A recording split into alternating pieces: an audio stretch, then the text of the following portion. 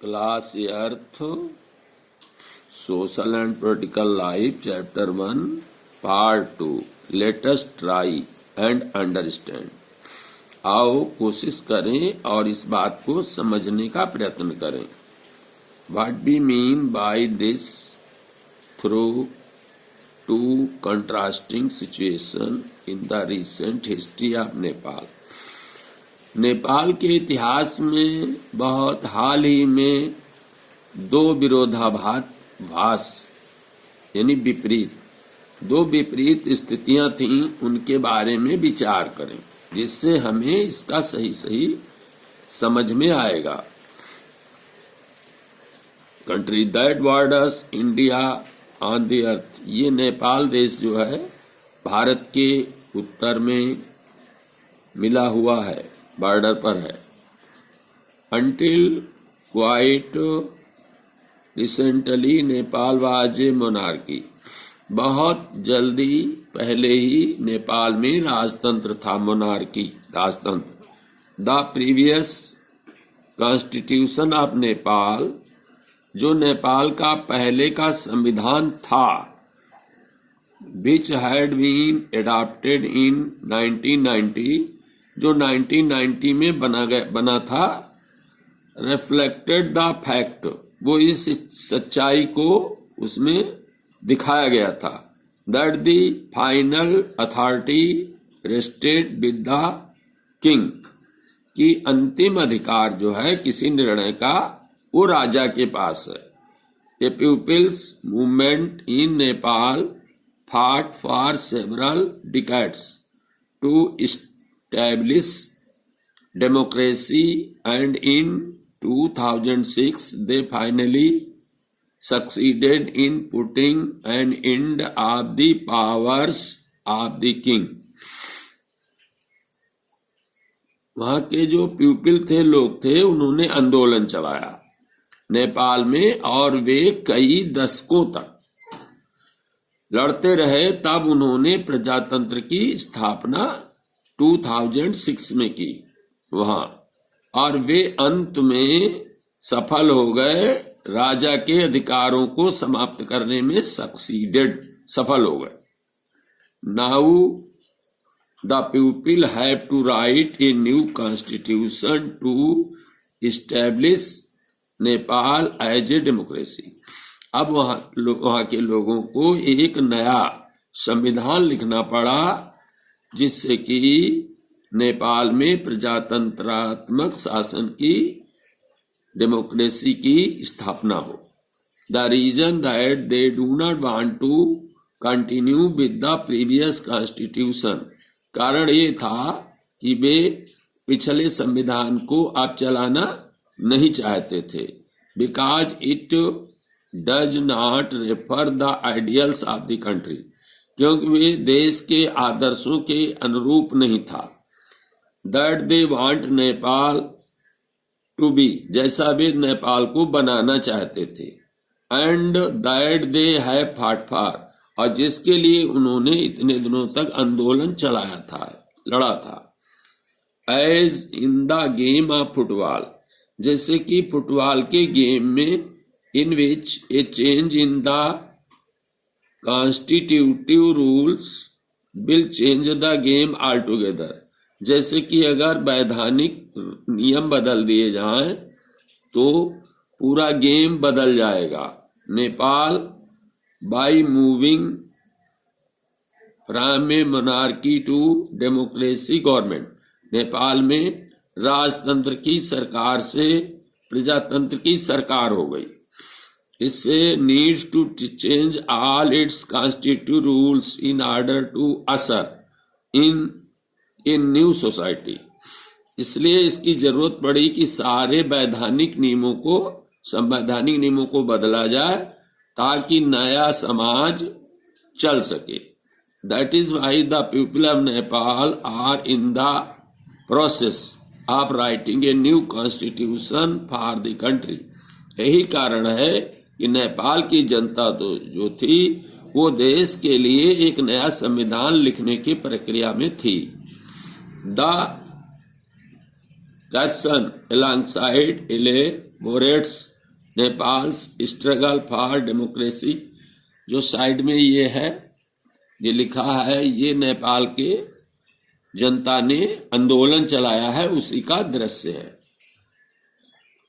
The second important purpose of a constitution is to define the nature of a country's political system।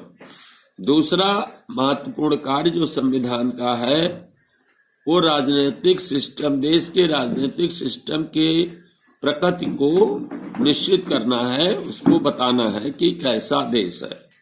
For example, उदाहरण के लिए, Nepal earlier constitution stated, Nepal के पहले संविधान में लिखा था that the country was ruled to be ruled by the king, कि देश का शासन राजा के द्वारा चलाया जाएगा।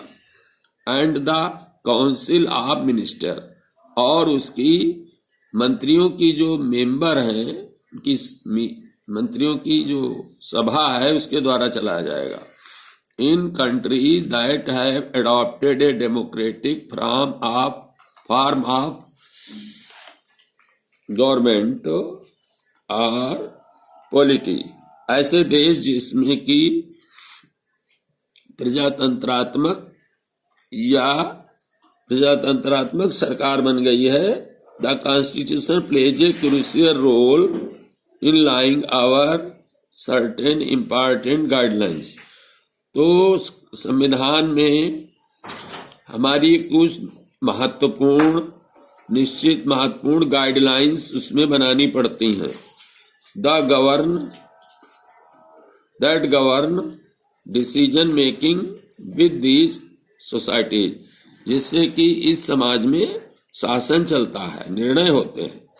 इन ए डेमोक्रेसी, एक प्रजातंत्र में, वी चूज अवर लीडर्स, हम अपने नेताओं का चुनाव करते हैं। So that they can exercise power responsibility on our behalf, ताकि वे हमारी तरफ से अपनी पावर का इस्तेमाल करके शासन चला सकें। हाउएवर, जबकि there is always the possibility that these leaders might misuse their authority, हालांकि इस बात की संभावना बहुत होती है कि ये नेता लोग जो हैं अपनी शक्तियों का गलत इस्तेमाल कर सकते हैं। And the constitution usually provides safeguards against this, और संविधान सामान्य रूप से इसके प्रति लोगों को सुरक्षा प्रदान करता है। This misuse of authority can result in gross injustice as demonstrated in the classroom situation below। ये शक्तियों का दुरुपयोग जो है ये बहुत बड़ी अन्याय हो सकता है समाज के साथ, जैसा कि नीचे क्लासरूम की स्थिति में दिखाया गया है। Suresh is the class monitor, Suresh कक्षा का मॉनिटर है। ही इज बुली, वो गुंडा है। His classmates are not too fond of him, उसके कक्षा के साथी उसे पसंद नहीं करते हैं। Mrs Rao in the teacher, that class teacher has to leave the classroom on some urgent work, Mrs Rao को, जो कि क्लास टीचर हैं, उन्हें किसी अर्जेंट काम से अपना क्लासरूम छोड़ना था। She asked Suresh to mind the class, वो सुरेश से कहती हैं क्लास का ध्यान रखना। Suresh starts picking up Anil, Suresh जो है अनिल को परेशान करना शुरू करता है। वो कहता है Anil today I am going to report you to Mrs Rao, आज मैं तुम्हारे खिलाफ मिसेज राव से बताऊंगा। But what have I done, लेकिन मैंने क्या किया है। When Mrs Rao returns to the class, जब मिसेज राव क्लास में वापस आती हैं। Madam while you were away, madam जब आप बाहर गई थी। Anil kept talking loudly, Anil जोर जोर बातें करता रहा। एंड डिस्टर्बिंग द क्लास, और क्लास में डिस्टर्ब करता रहा। He would not listen to me, उसने मेरी बात नहीं सुनी।